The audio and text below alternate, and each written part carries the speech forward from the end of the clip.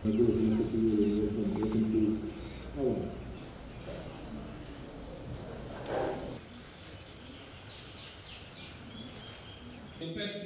interest in the... It's indeed a pleasure to be back amongst you all to this institution that I served some years ago. I was at A.D. Patel this morning and I started off my speech by saying how excited I was to be at A.D. Patel College because I have a lot of fond and beautiful memories. Of course, I do have beautiful memories of this institution, but I also have some memories that I don't want to recollect. Nevertheless, we are not here to talk about my memories, but we are here to celebrate the opening of your new classroom blocks that was destroyed during the 2016 TC Winston. First and foremost, once again, I'd like to acknowledge the work of the school management. From the humble beginnings in 1953, the school had, at one stage, I believe, become one of the most prestigious schools around the Batawa district. However, I note that over the years, school enrollment numbers have gone down, and I'm sure the management and the administration of the school will be working hard to ensure that we bring those glorious days back. But nothing taken away from you, the 160 or so students that you are present here, you can become brand ambassadors for your school. It's through your hard work, it's through your achievements that you will be able to assist the school regain its status. And I'm sure in the coming years, we're looking at your enrollment numbers to soar because of the investments that the government and the management is doing in terms of infrastructure, etc. Okay, so once again, thank you very much. And this is one of the schools that was adopted by the Construction Implementation Unit within the Ministry of Economy. And so the completion of this project is actually attributed to the efforts of the Construction Implementation Unit, and of course other stakeholders, the Asset Management Unit of Ministry of Education. And I'd also like to thank our contractors, COPE, I believe? Fortec, sorry, I was with COPE in the morning, so Fortec on construction for doing a wonderful job. I understand the project has taken a bit longer than initially planned, but nevertheless, I'm sure you'll enjoy beautiful classrooms which will help you and your teachers to promote this conducive learning environment that we talk about. We want children to be studying in a classroom environment that is conducive to learning, okay? And as we go around the country, we see a lot of schools that need infrastructure development. So I'd like to urge the administration and the management to work in ensuring that the free education grant that is allocated to infrastructure and maintenance development is conducted. And over the years, we will see that most of the buildings are in proper condition. There was some talk about TC Winston, yes. We may have recovered the furniture, we may have recovered the textbooks, we may be able to rebuild buildings, but I think the memories of what TC Winston did to us Fijians and our country as a whole will take some time for it to be etched out of our memories. Many of your students, I believe, were affected by that. Your homes may have been destroyed, the livelihoods, farms, loss of income, anything, and I can assure you as we go along, you should be able to rebuild. Fiji is still in the process of rebuilding from the effects of TC Winston, and all you and I can do is understand the nature of cyclones that is predicted to come along our way in the Pacific, and that is all due to climate change. I'm sure your teachers are doing their bit in ensuring that you are educated in terms of climate change and how it's affecting us, the Pacific Islanders, and what we need to do to ensure that we are able to reduce the risk of climate change. Of course, we will not be able to stop cyclones coming our way. Category 5 TC Winston showed us how devastating cyclones can be. So you and I will need to do our bit in being prepared so that we can avoid the other risks associated with it and look after ourselves and our properties and our belongings. Ladies and gentlemen, we'd also like to thank the assistance that we received from our foreign partners, NGOs, faith-based organizations, individuals who came across to assist each and every Fijian who was affected by TC Winston. We had a lot of schools that were adopted by our bilateral partners and our overseas countries, and I would like to put on record our government's sincere thanks for that. And all in all, we had close to 434 schools that sustained various levels of damage from TC Winston across our country, and yours was one that sustained major damages. As we progress into the third year post TC Winston, I can assure you that a significant amount of work has been done in terms of rehabilitating our schools. And of course, there are some projects that are in process which we hope to complete soon. And we've had to spread our budget across 3 financial years due to the significant cost. Over $240 million has been spent by government alone for rehabilitation works in our school. That is minus the assistance we've received from foreign governments and our donor partners and agencies. I mentioned the construction implementation unit that managed 206 projects, and 4 are yet to be finalized with tender. 125 schools across the country are currently receiving minor upgrade works, and that is done by the Ministry of Education.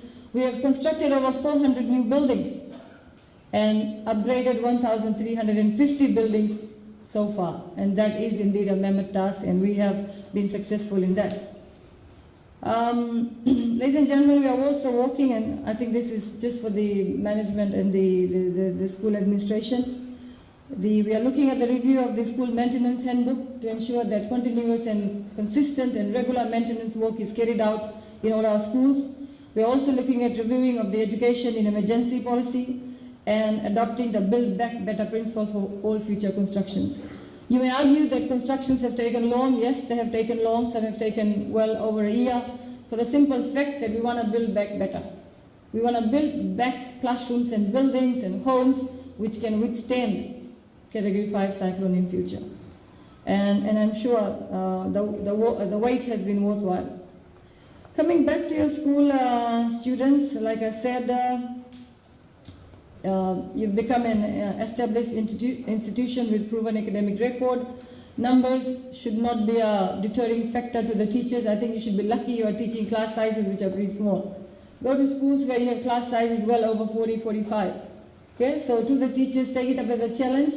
You need to get the academic results back in order to encourage more children to enroll in your institution.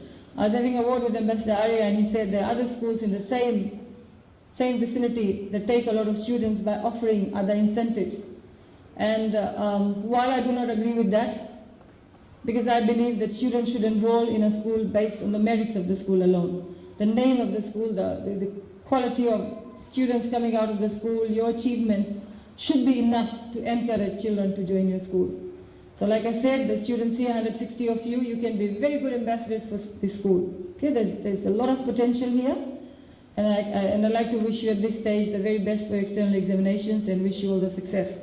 To the teachers, I'd also like to put on record my sincere appreciation for the work that you do. I left in 2012, 13, but I still see a lot of familiar faces. Okay, your school rose to very successful positions within the Bar district alone. I think when I joined in, we were an underperforming school. And that basically should challenge you. I'm sure you're not an underperforming school now. Sure, results have improved over the years. There should always be the desire to improve. Sometimes we complain. I mean, as a teacher, I used to complain, we only get students who fail year 8 and stuff like that. Take it up as a challenge. Be innovative. Okay? And that challenge should be enough to motivate you, ensure that you do justice to your students. And again, to the management board, I think thank you for partnering with the government and the Ministry of Education in ensuring that we bring education to this community. And your work, your contributions towards the education sector is greatly appreciated. And I hope we will continue to work with that. Again, ladies and gentlemen, the 2 blocks that we renovated, as mentioned, includes 8 classrooms, your chemistry lab and a physics lab. And it cost the government $883,445 to be precise. Okay? And I'm not sure whether you've started using the classrooms or not, but I'm sure when you start using it, you will feel much better in a new environment. Like I mentioned, we still have schools, we still have classrooms that are overcrowded, and That's why the zoning policy came in, so that we could have students going to their nearest school. But again, that's not compulsory. Sometimes parents see it fit to send the children wherever they want to go. Okay? Coming back to other things that we do to ensure that you all are in school, especially for the students, please maximize on the bus fare assistance, the tuition-free grant. You are lucky. If you ask your parents, and us when we were in school, our parents had to fork out almost every single dollar for their education. We've tried to make it free for you, but again, there are some responsibilities that you will have to bear and your parents will have to bear. Go home with this message to your parents that they are equal partners in education. Somewhere along the line, I think as parents, we've forgotten our responsibility. We think the whole responsibility lies with the schools and the teachers. I'm sure the teachers are dealing with that well, but there are not many parents here today, but I'd like to appeal to the parents to be more interested in what happens in the school. Okay? So, to the school, parent-teacher day should not only be confined to maybe a day per term, and they come and discuss the academic results, but you need to be in constantly you need to be in touch with the parents to advise them, to ask them what's happening, to inform them about what's happening. Ministry of Education's policies, new or old, must also be communicated to the parents so that they know what are the rules that govern the work and behavior of our teachers and children. The recent student free day policy, not free days, I'm talking about the student free day. There's no policy for student free day. The student conduct policy. I hope that has been communicated to you. Yes? Okay? That is just done to make sure that you understand how you are supposed to be behaving when you are a student. We've had a lot of discipline issues. Okay? Why do we give you a lot of rights? We give our children a lot of rights. You've got to understand that the rights comes with responsibilities as well. So it guides your behavior, especially in terms of bullying. I'm sure there's no cases of bullying here, but I would like to encourage the teachers especially to ensure they pick out signs of such behaviors. Every teacher should be able to understand his or her child. You cannot only be a subject teacher, or I go and teach maths and that's it, or I go and teach English and that's it. No. As a teacher, you should be able to understand the children that you teach. Any abnormal behavior must be picked out. We do not have counselors in schools, but I can assure you that we are trying to outsource the services of some professional counselors, which will be deployed to the various district offices, and they will be able to assist the teachers in handling student behavior at all times. Meanwhile, for the teachers, I'm going to reiterate again at this stage, we will not condone any corporal punishment within our schools. I would like to make that very clear. There's zero tolerance to corporal punishment. And I will say it again. Majority of the teachers who are terminated from the education sector is because of termination. You're not allowed to inflict corporal punishment. The corporal punishment policy clearly sets out you're not even allowed to touch a child. Okay? Talk to your administration. Find out ways by which you can address this behavior. If you cannot resolve a student behavioral problem, walk away from that. Don't start throwing chalks and dusters and pinching and getting sticks and beating them up. You're not allowed to do that. Simple as that. And then when teachers get terminated, they come back and say, well, I apologize, I did it because I was angry. We can't have teachers who cannot manage their anger in classrooms. So these are some of the things I'd like you to be aware of so that you can protect yourself and you can protect your jobs. Of course, the onus lies on the administrative arm of the school, the principal. He's there to guide you, he's there to assist you. Okay? And if I can make this mention again to the teachers present here, the newly appointed heads of schools, 22 from secondary school and 55 from primary schools, are under probation period. Yours, I don't know. Okay? Those positions under probation period will be reviewed and assessed, and then, of course, the heads of schools would be told about the outcome of that. So the head of school is exempted from teaching, I was told. I would have loved for all heads of schools to teach. But we're going to bring them back probably next year. I'd expect heads of schools to be at least teaching one subject in the classroom. Because they seem to be the most experienced. They're supposed to guide the teachers and stuff. So head of school, the leadership position within the school is equally important. And I believe the success of any school depends on a strong leadership. So I'm sure you're guided well by the the leadership team that's here, then you have the heads of department, etc. But you should also be aware of the fact that we are facing teacher shortages in some areas. I hope your school is not one of them. No, great. Your school probably has a full staff of 26. There are still schools that are looking for math science teachers. There are still schools that are looking for industrial arts and PMEC teachers. So to the students who want to join teaching and make teaching a career, see how best you can enter teaching with these subject areas. We have a flood of accounting economics. So maths and science, maths is probably one subject maths teachers would know, students don't want to do that. How are we going to encourage our children to do maths? How are we going to encourage? We find maths very difficult, huh? So please, we'll have to see how best we can develop interest. So it all depends on the teachers. Not everybody can become lawyers, and not everybody can get a job in Fiji if you want to become this flood of it. So careers teachers, whoever the careers teachers are, I know from experience that we use our careers teachers for other classes to complete the syllabus. Do justice to the classes that you are given. I have a special interest in conversational Hindi and Vasavagaviti, because I believe that in order for us to live together in a multicultural, harmonious way, we've got to understand each other's language. That's why the conversational Hindi and Vasavagaviti subjects were introduced. Okay? And every child should be able to communicate at least to one another using these languages. So again, teachers who are teaching that, please make sure you are doing justice to those subjects and not just using those subjects to fill up your timetable loading, etc. Coming back to teachers, teaching at one time is a noble profession. I believe the nobility is slowly going away. We need to pull our socks up. Okay? We need to do justice to the job that we do. What else do you want to hear?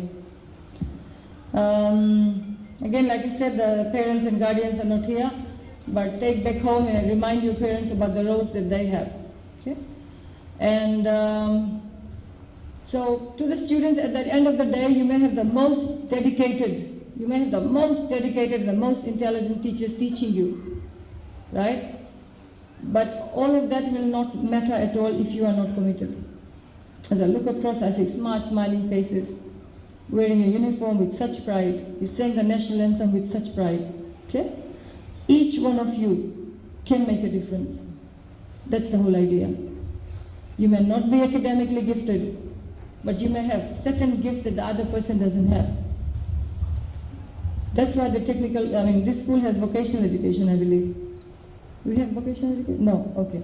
So that's why there was this thing to start up technical colleges, Technical College of Fiji, so that if you are not doing academically well, you join technical colleges. All in all, we have 15 technical colleges. I don't know whether you've heard or not, but we've transferred our technical colleges from next financial year to FNU.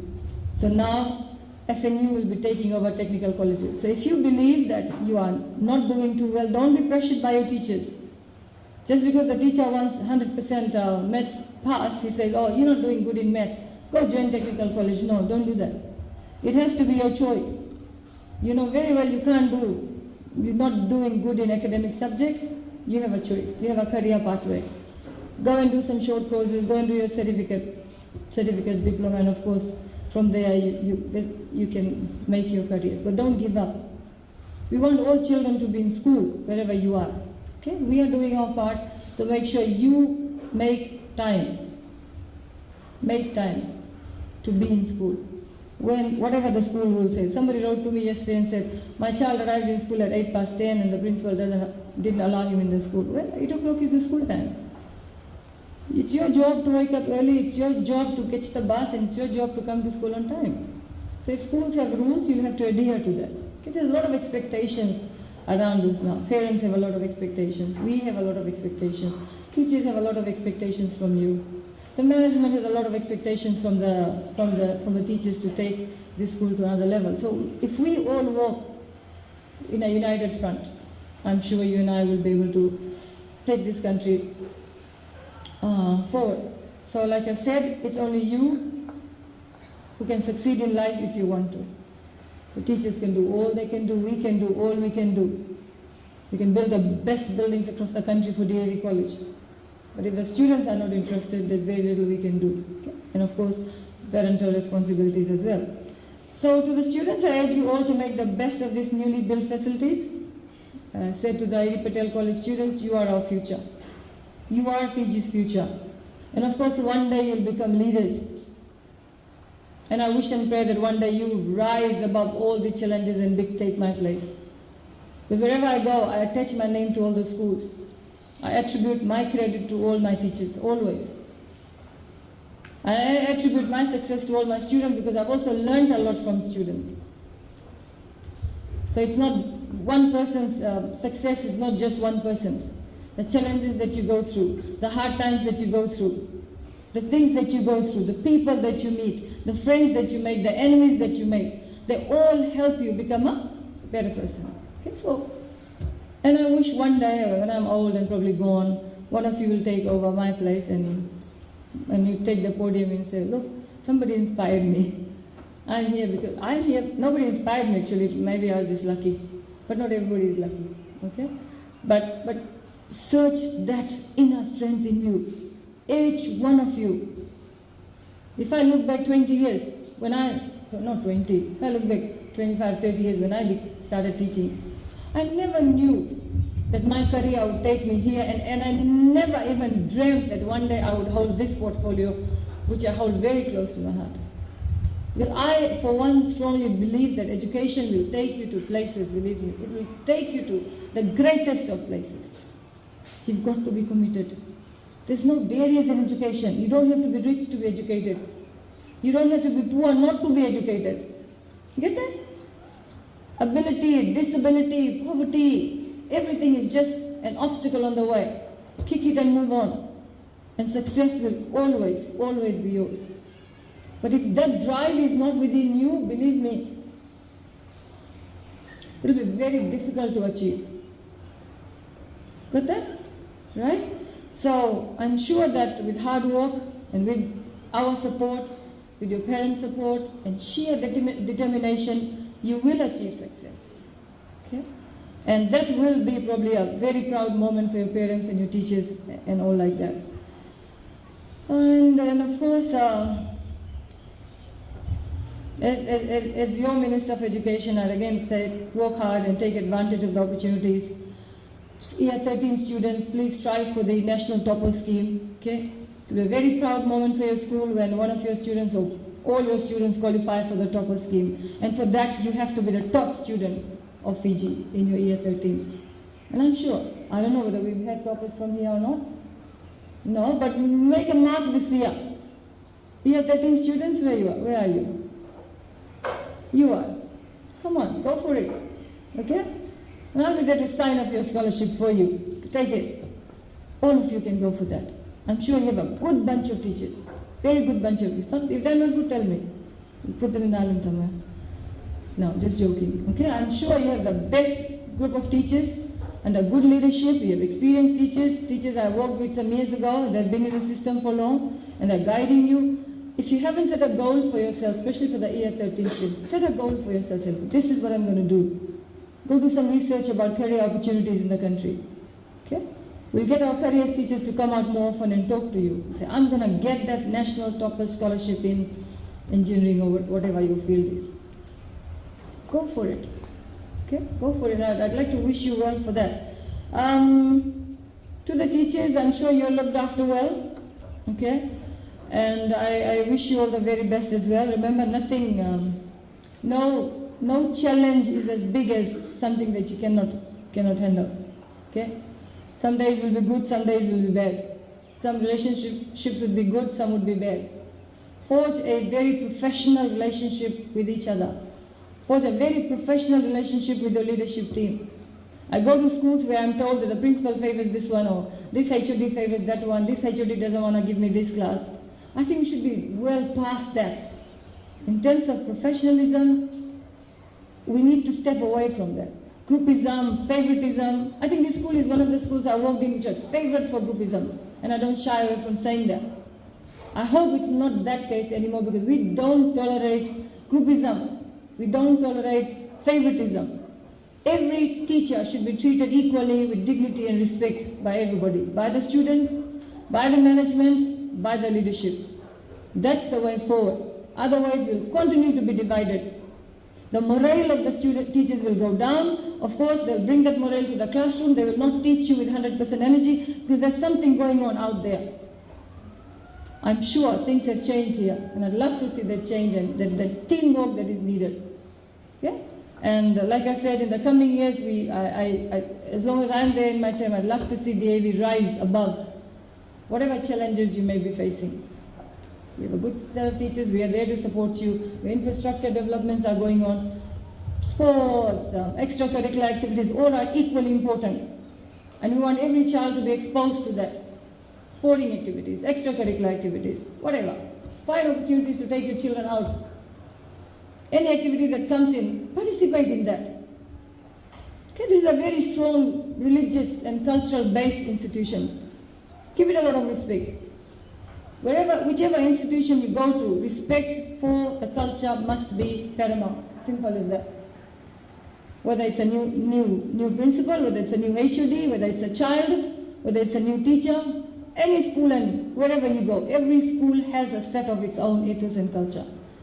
It may take time for you to adjust to it, but it must be respected at all times. I've told that to all the HODs, heads of schools. Do not bring about changes to the culture and ethos of the school. You will create chaos. Respect, abide by it.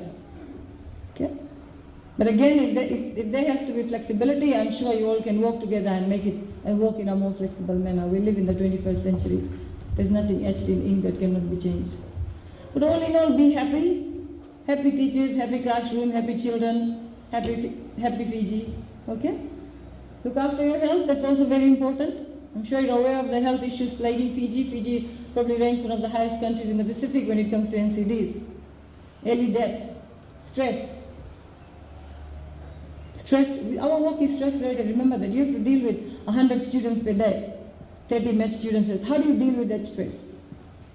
Plus all the other stress that comes with our job. Okay, keep your life stress free. There's issues within the school, solve it within the school. Don't take it home. Don't take it home. Even your children too. Whatever's to be done here, do it. Whatever's to be done at the home, do it. Find time to play. Go out. Stop fiddling around with that gadget that you have in your hand when you're home. Okay? How many of you have phones? Put your hand up. How many of you have this phone? Hey, no? I thought you were honest enough. How many of you have phones? Come on. Oh, that's it, the honest guy. Now. See the honesty is coming out. I can't believe it. I will not believe it. I will not believe it if you tell me only 10 students of DAV College have mobile phones. I just went through that. Really? Really? Well, if that's the truth, then I will give you a clap. You know why? Because that is a technology that affects your work. That is one technology that affects you from communicating with others.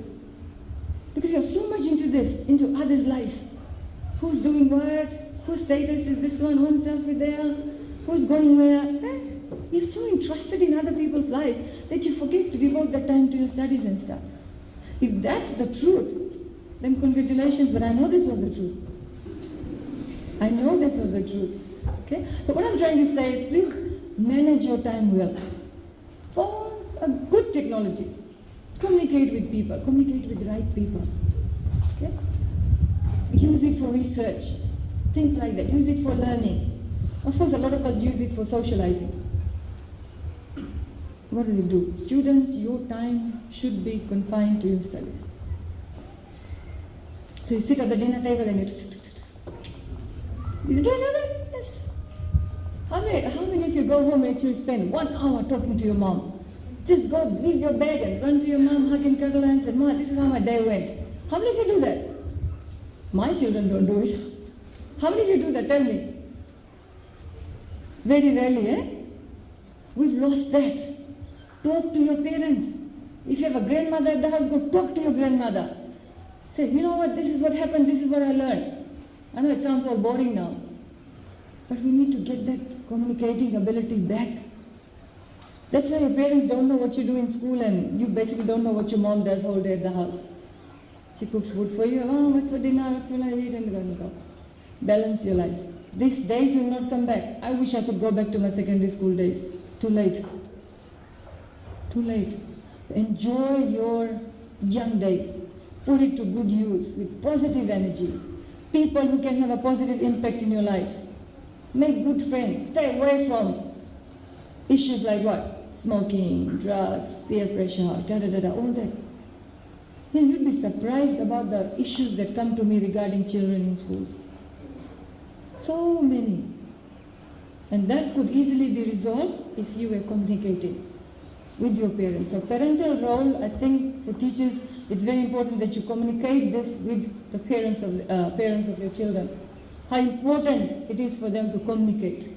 How important is it for them to know who your child hangs out with. Things like that. Sexual harassment, molestation, rape, domestic violence, drugs, relationship issues, suicide, drowning, road accident. There's so many social issues. You will need to protect yourself from that. You will need to protect yourself from that. Especially girls, huh? We need to protect you.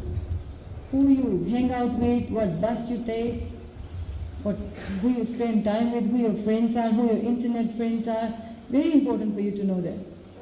You are aware of how people make fake profiles and put somebody else's photo and then send you friend requests and you get so excited. He's such a handsome dude, and you start chatting and he ends up being something else.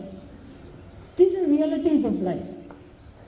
And I hope and wish that teachers are telling that to the children. If not parents, you must tell them. There's somebody out there on social media stalking you. You put a nice picture of yourself and somebody out there. Hello, hi, and then you start. And sometimes it ends in tragedy. And it's our responsibility to tell you, you can listen, you can decide to listen, you can decide not to listen. But our role is to ensure that we protect you. We will continue to protect you. Okay, so deliberately, please don't do things that's going to put you to harm, that's going to put you to risk. Got that? Okay? And now coming back, I think we should go and cut the ribbon. What's that? Okay, so thank you very much. Be good, be happy, be safe. And I wish you well. God bless you.